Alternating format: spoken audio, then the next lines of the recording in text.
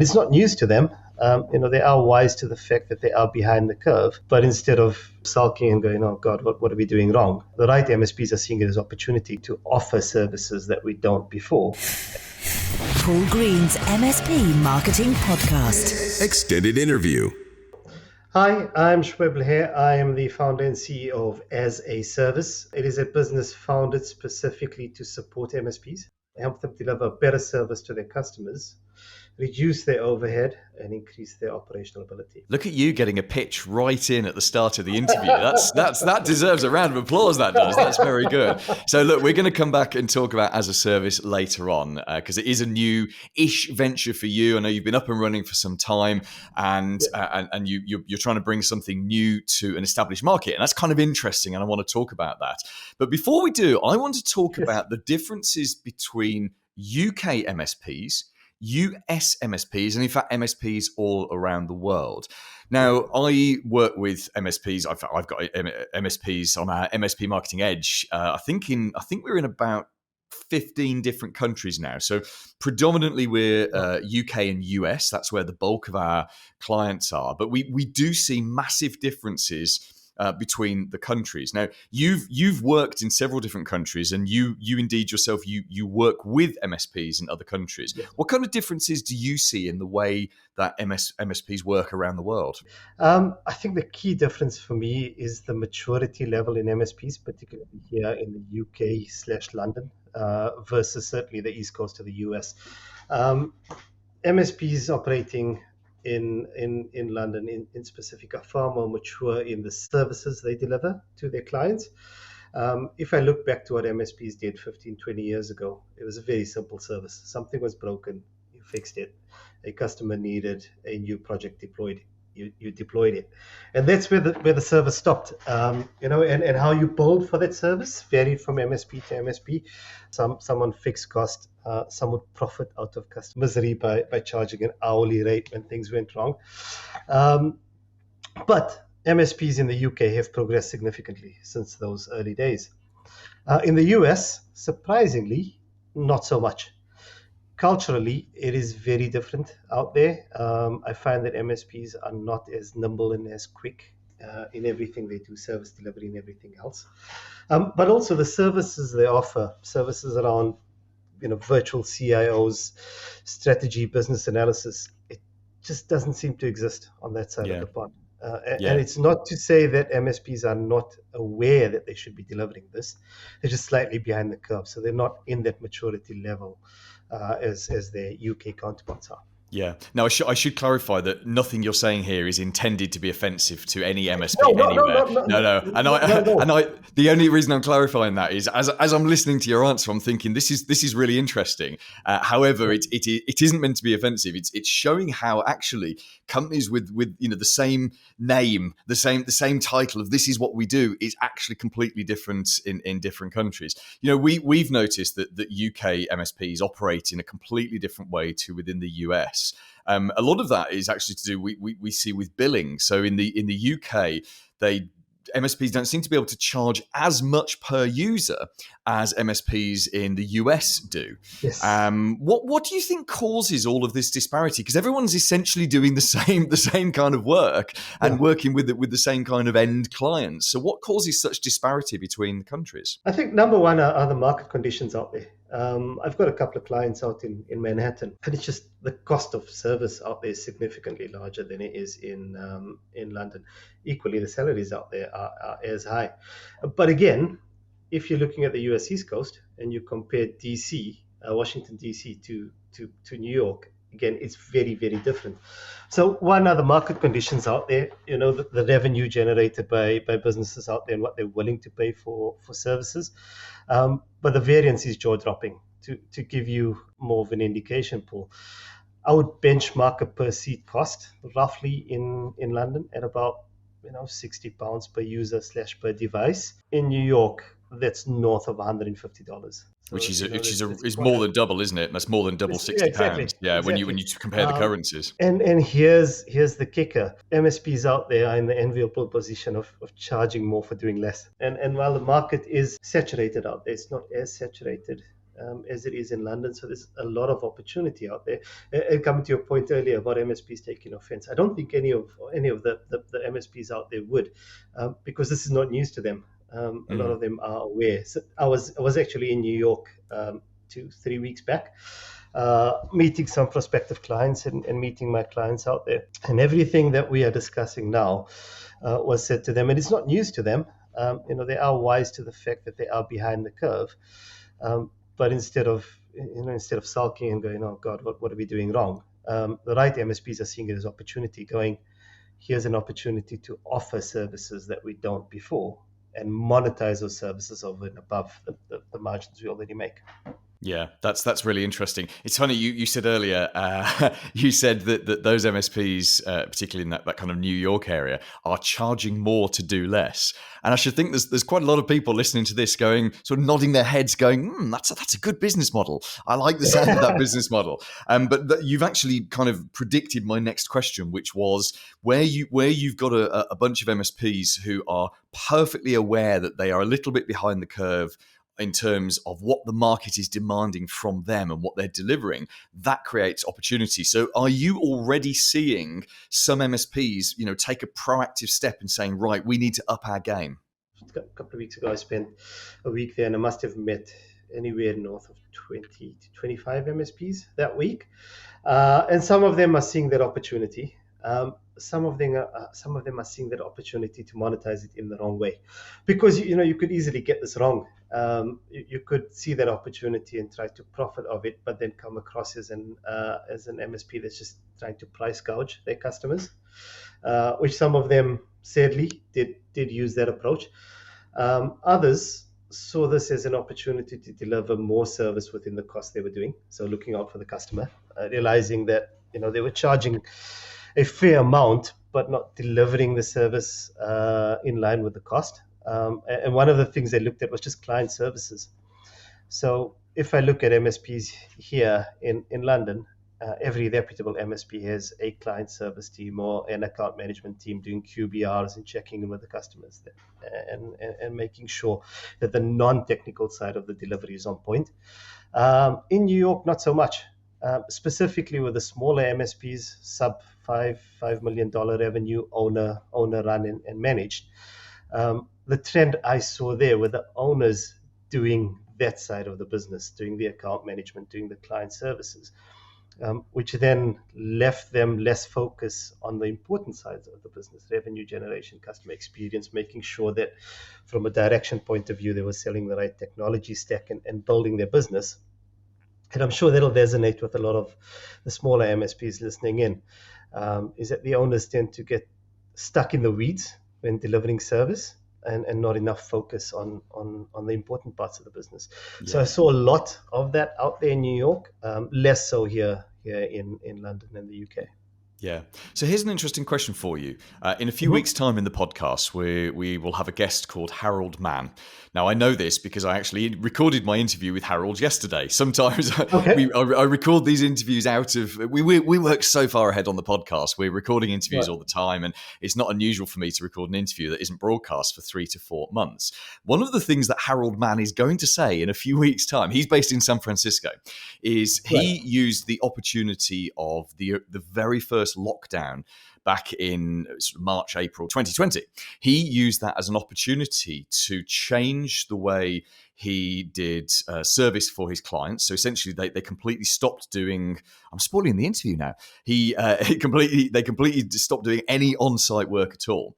And he also used it as an opportunity to start to hire people who would very rarely come into the office. So rather than just having a small band of techs available to him in the San Francisco area, he now has theoretically techs the whole world over, available to him. And lots of MSPs have gone down this route in the last couple of years. So with that in mind, with the fact that you can now hire techs anywhere, and also you can genuinely support clients anywhere. You've always been able to remotely support clients, but it was really that lockdown that kind of made it okay for the clients from their point of view, that it was okay to just have remote work.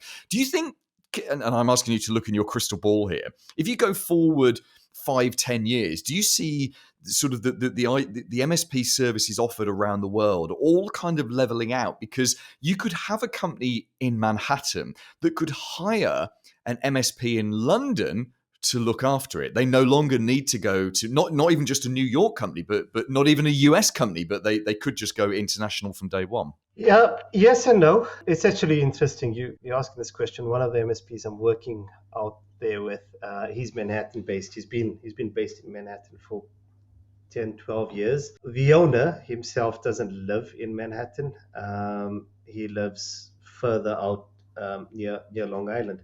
And he's got a really nice office, probably one of the better offices I saw out there. And when I visited him, he said, this is really bizarre.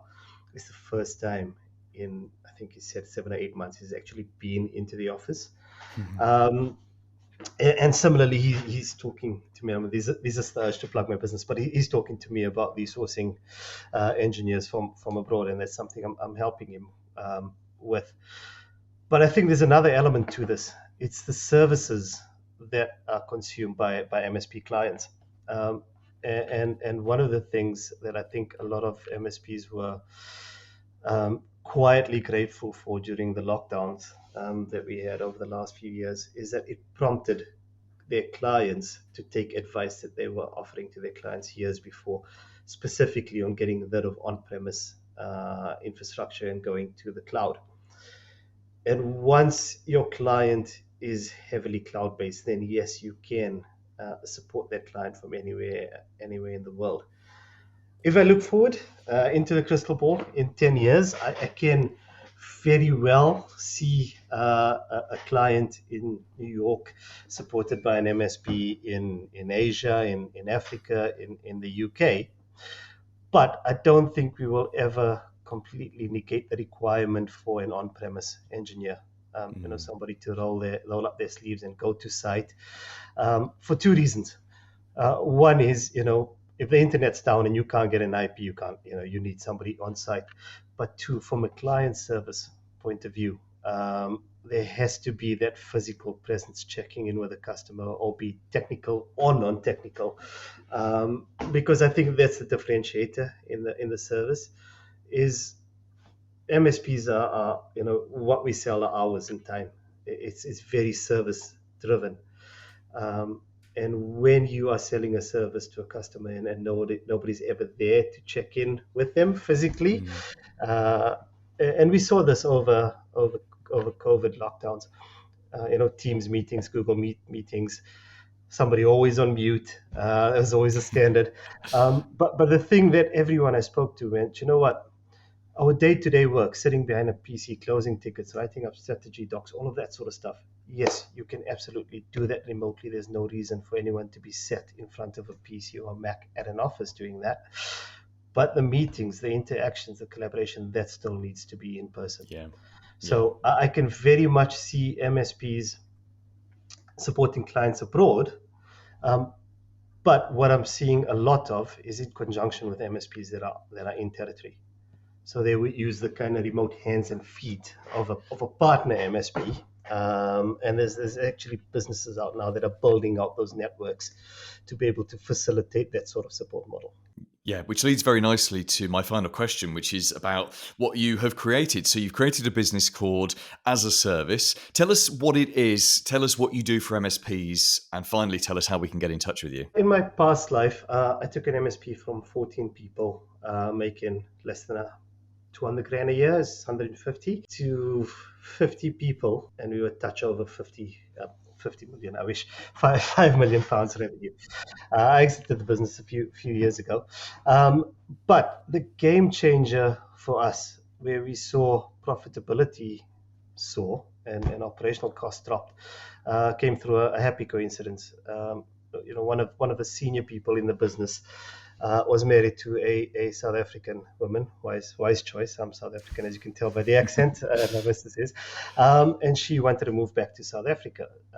So he went along with her, and he ran what is effectively was our NOC, our systems team, as we called it. And we realized very quickly that you didn't need to be in London to be able to patch servers and check backup status and all of that sort of stuff. So he built a little team out in South Africa doing exactly what he did in London.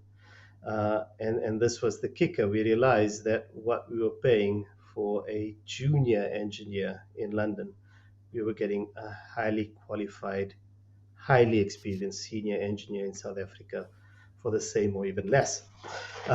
So we then decided, you know what, let's start picking up a few tickets out in South Africa. And that snowballed.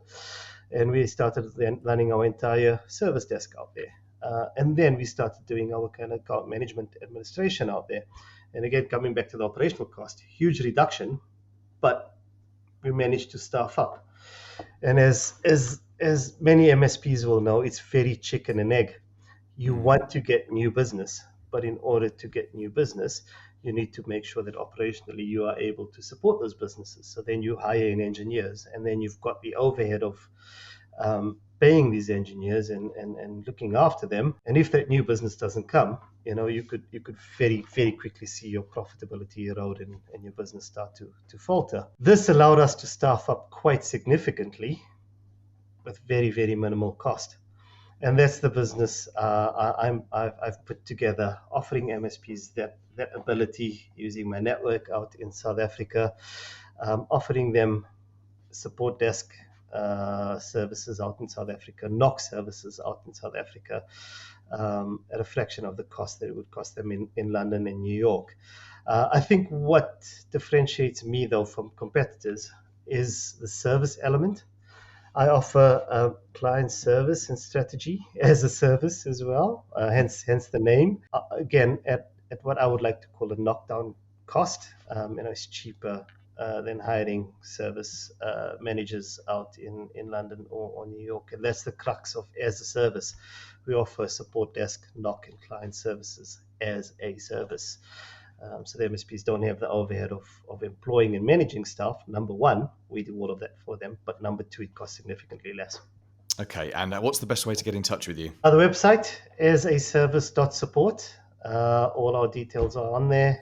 You can have a read on what we do, how we do it, and speak to us via the website. You've clearly had a great journey over the years. Yes. So tell us, you don't need to name names, but tell us a little bit more detail about that business then. So you joined the MSP, and you said there were around about 14 staff. So what was the thing that they hired you to do, and what did you do to grow it?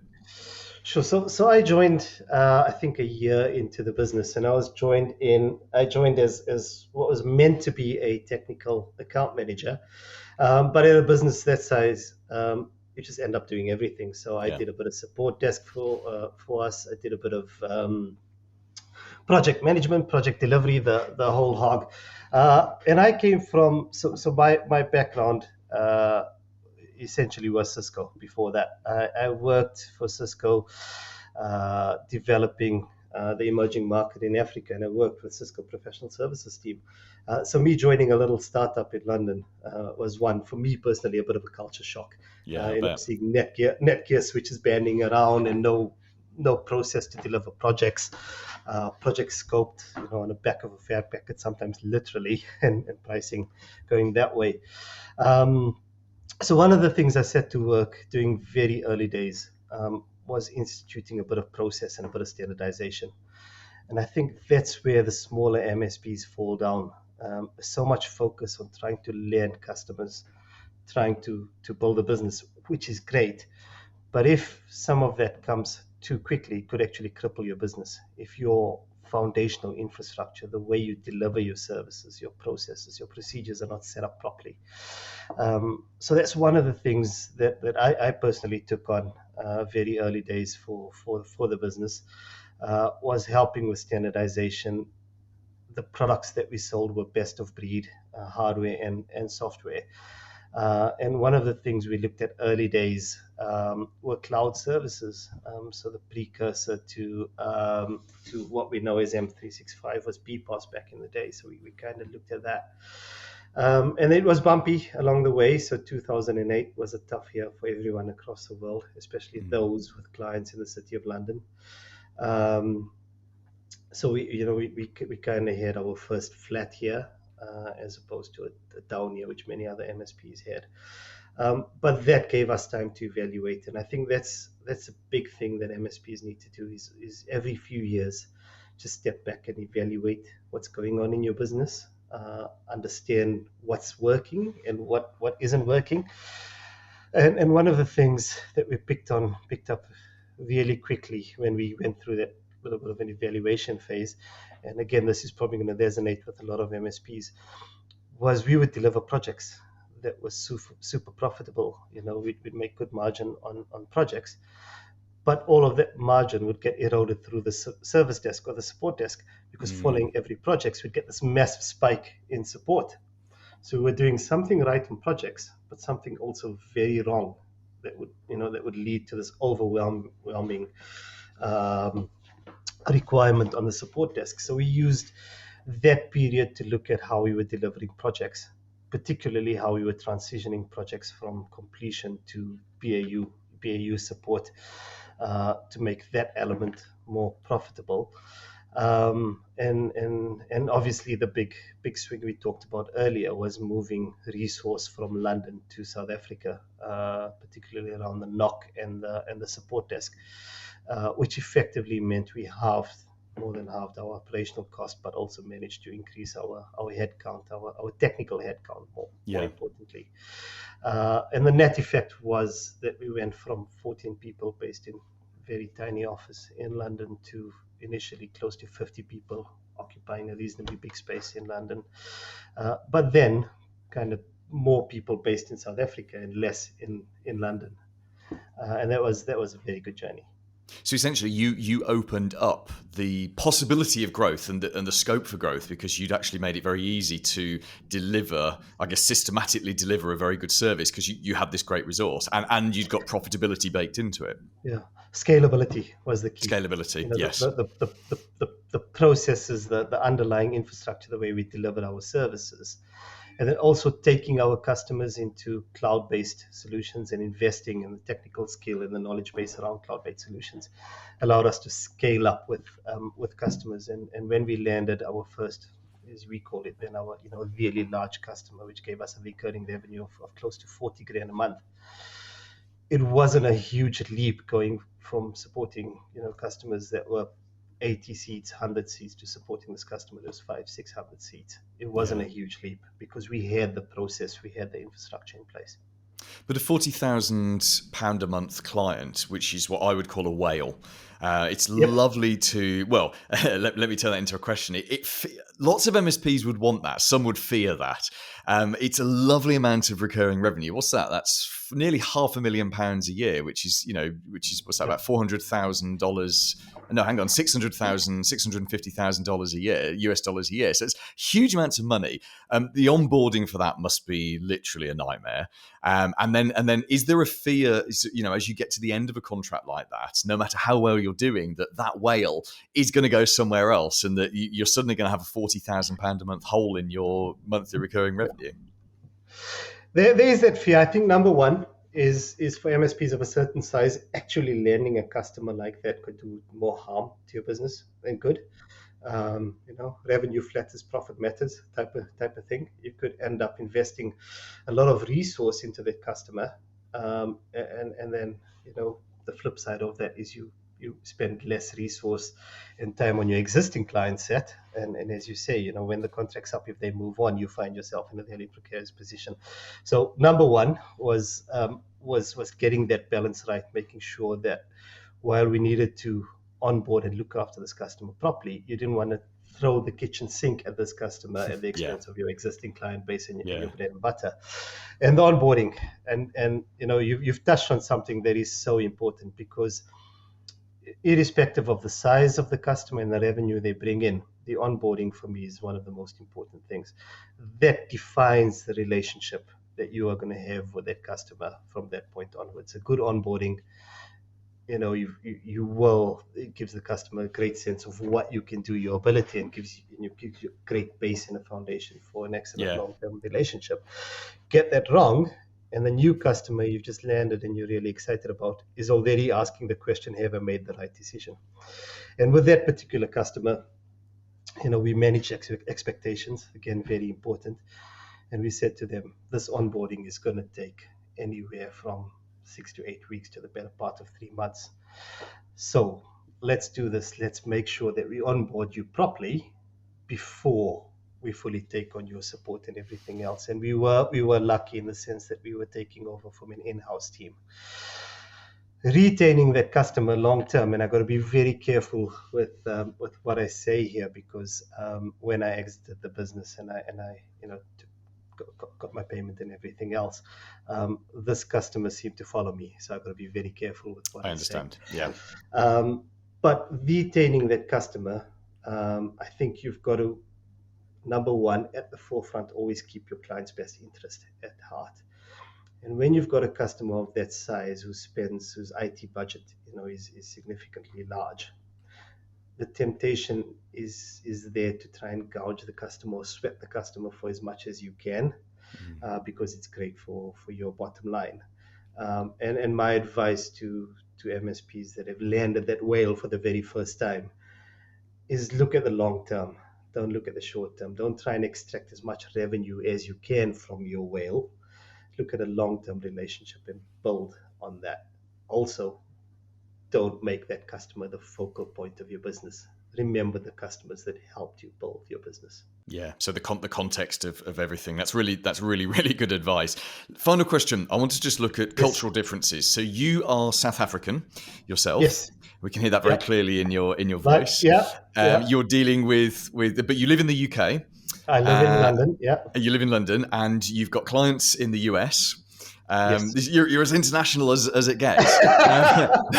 So as I said in the podcast interview, I have clients all over the world as well, and we do notice huge cultural differences.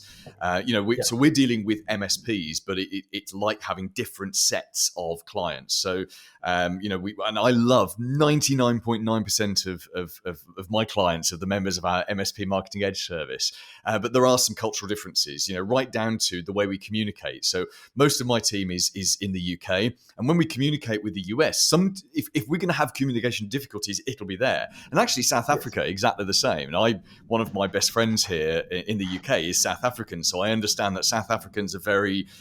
In fact, I think you're the most polite South African I've ever met, because most South Africans, straight to the point, no mucking about, no prisoners, and that's just the style of your average South African. And I think once you've got used to that, it's not a big deal. But when you first come across it, I remember meeting, and this my friend is called Paul as well. When I first met Paul, I thought, blimey, he's a bit not in your face, but he's a bit blunt. And then I realised that it was a South African thing rather than a Paul thing. So how, you said you are doing some help desk services. How are you managing the cultural differences between all of these different groups of people in all of these different countries? Yeah, great question. It's a bit of a juggling act. And you're spot on about South Africans. I think the phrase is cut the commercials. They love to. That's it. That's a great one. I like that. Yeah. Tell us what's going on. And that's true of South African engineers, and that can be a really bad thing in a support desk, or not so much in a knock, but more in a support desk. Is I find South African engineers are highly technical. Highly experienced, and they pick up things really quickly. And when they're dealing with end users in specific, they don't want to kind of go through the motions with the end user and get the whole background on why something's not working. The moment they pick it up, they just want to jump on it. So one of the things that I do with all the engineers that we onboard, a big part of our onboarding is not technical, it's soft skills. And I think that's something that all MSPs should do. We look at engineers, we look at the letters behind their names and go, right, great, come on board. But we've got to make sure that culturally, and particularly on the soft skill side, they are a good fit. Because MSPs only call you when users are only going to call you when they are in trouble. They're not calling you for a bit of a chat. So they need a bit of empathy. They need to understand that you understand the urgency that they're going through, and help them out. And that's really good here in the UK to an extent. And I use the word urgency there because that's very, very key when dealing with end users. Everything is urgent when an end user is calling you. And that level of urgency culturally is great. in the UK, a lot of the MSPs I speak to will understand that and deliver on that for customers. If we cross the pond, I think if I have to pick up one major cultural difference between the US and the UK is the level of urgency. And I say that as a South African, and South Africans are fairly laid back, right? But I find that the pace at which just generally, not just MSPs, but the pace at which businesses work in the US is far slower than it is here in the UK. So that level of urgency is sometimes lost when MSPs are dealing with customers there. Yeah. And surprisingly, it's accepted. To deliver a ticket in 24 hours sometimes is acceptable, whereas in the UK it totally isn't. So for me, the cultural difference there is the level of urgency. Between the UK and South Africa, you're spot on. Is I think impatience is the word. Being polite, is the big thing. Yeah. Strange though, isn't it? Because you would have thought if you'd asked someone cold and said which country has more urgency and more drive, is it the US or the UK? Even I, as a UK citizen, would say, oh, that's going to be the US. It's the country of innovation. It's the country of pushing. And it's absolutely fascinating that you say that. I will caveat that, but it varies from state to state. The US is so vast, but certainly the states that I deal with, Yes, and we deal with MSPs in probably every single state in the US, and we see a variation. Even from coast to coast. If I have a chat with an MSP in California, it's a completely different conversation. In fact, it's down to. I'm going to use the word aggression. Aggression isn't probably the right word, but it's, if I was to talk to someone from New York and then someone from LA about exactly the same subject, we would talk at a different speed. There'd be different intonations.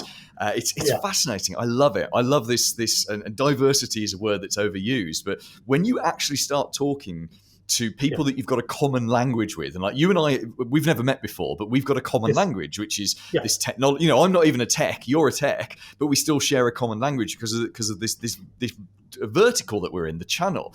And the more people you talk to where there's a common language, so you can have an in-depth conversation, the more you realize just how incredibly diverse, the human species is. And I'm still talking a tiny slice of, I'm talking to mostly English-speaking people across the world.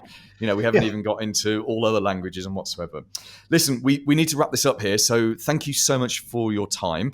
Could you just remind us again, just very briefly, what you do and what your website address is? So anyone that's watching this right now can come and have a chat with you. Thanks so much, Paul. It's great being on. It's lovely chatting to you.